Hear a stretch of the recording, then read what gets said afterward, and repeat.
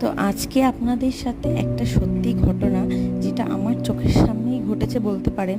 তো এমনই একটা ঘটনা আপনাদের সাথে শেয়ার করব, যে একজন বাবা তার একমাত্র কন্যা সন্তানকে বিয়ে দিয়ে দেয় একটা চাকরিওয়ালা ছেলের সাথে, যে ফ্যামিলিতে একমাত্র সে এবং তার স্বামী আছে।